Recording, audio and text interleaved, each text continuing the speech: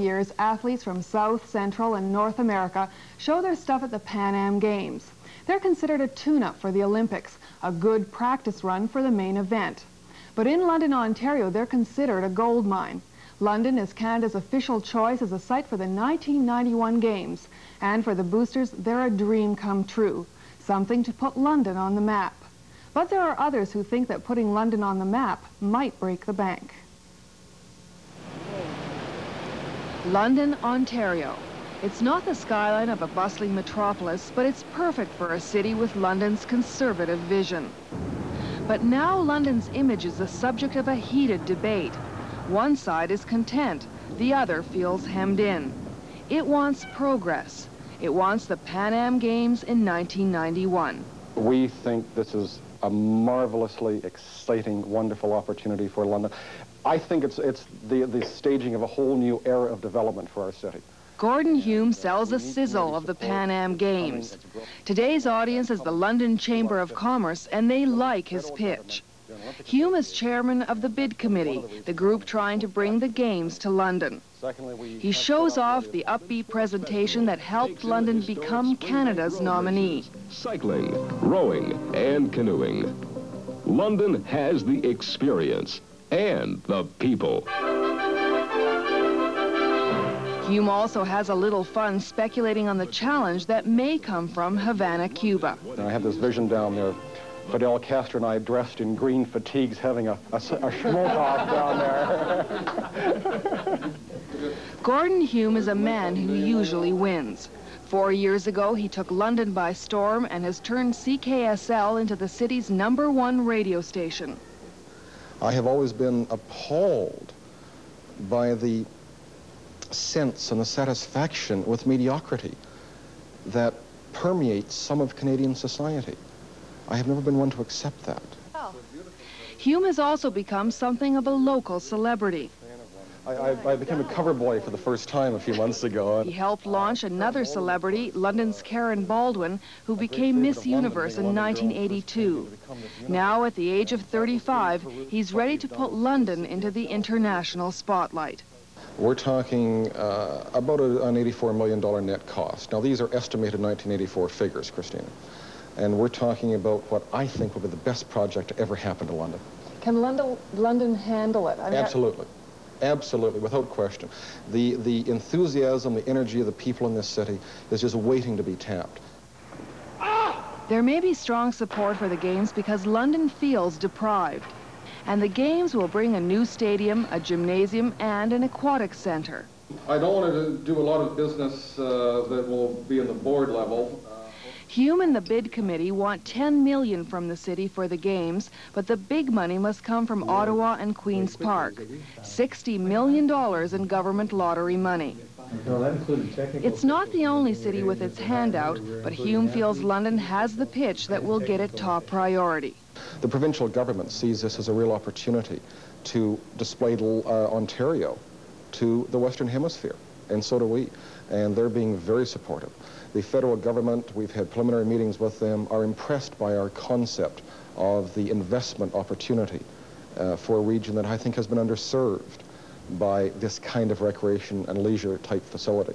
The Pan Am boosters say it's only going to cost $10 million to put London on the international map. They make it sound even better by saying that's only a $54 investment from each taxpayer. But you get the feeling that even if it was going to cost 54 cents in tax money, there would still be violent opposition to the plan. This used bookstore in downtown London is a hotbed of Pan Am dissent. It belongs to Marc Emery, a local crusader who's at the thick of most controversies. What's this about the feminist Gestapo?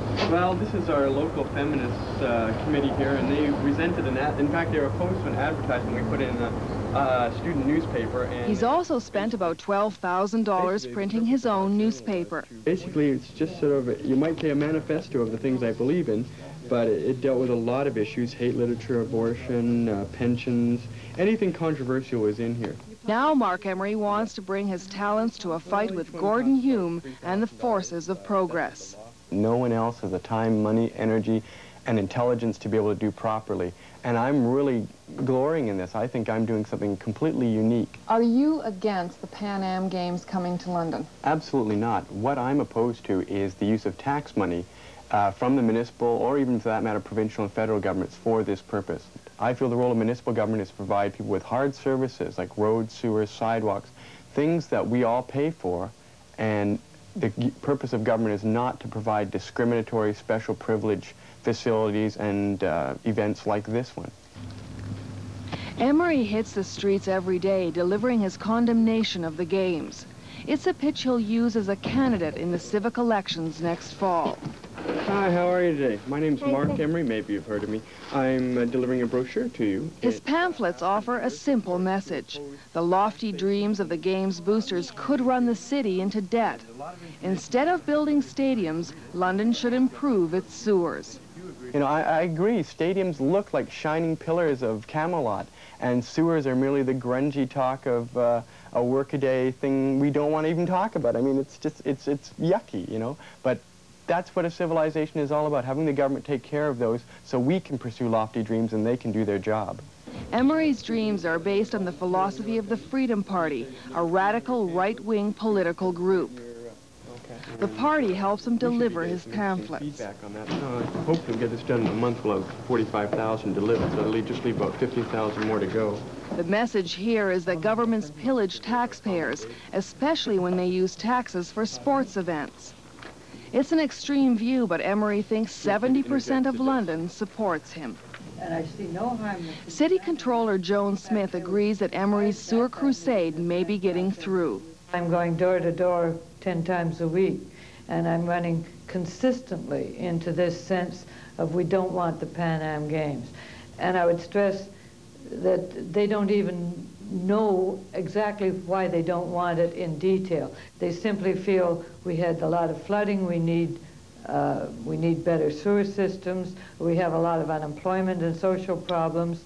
Mayor Al Gleason has heard all the criticism before. That kind of illogic is really difficult to deal with, because indeed our thought of going after the Pan Am Games hasn't caused that basement to be flooded, hasn't caused any shortage of housing, hasn't cut back on any programs. The opposition may not be logical, but it can be funny.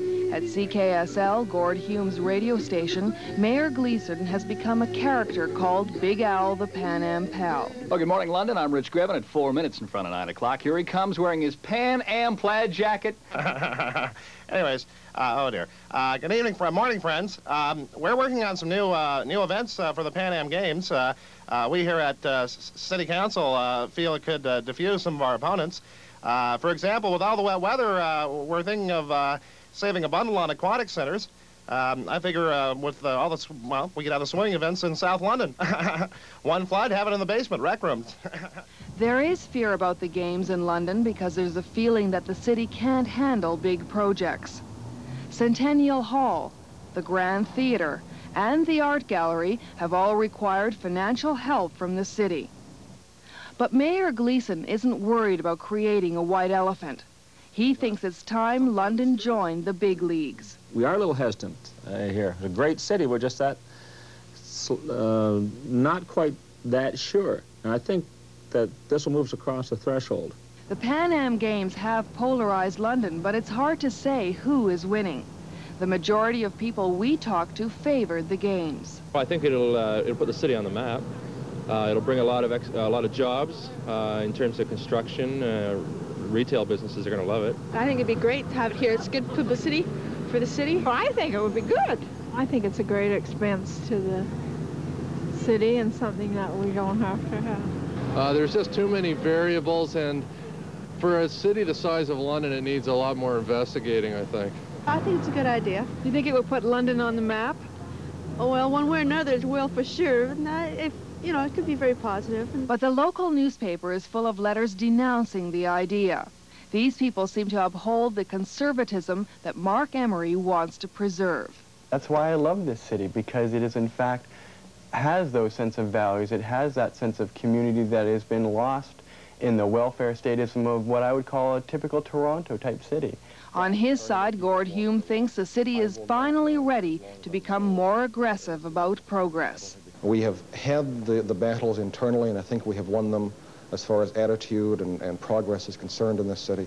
Now the people are recognizing that, yes, we have to move ahead, and we will, and the Pan Am Games is simply one of many steps the city will take in the next 10 and 20 years.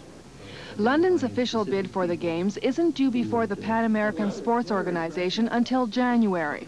So the tug of war between sewers and stadiums will likely continue at least until then, as London makes a choice between safe tradition and a dream of glory. Monitor returns in 1 minute.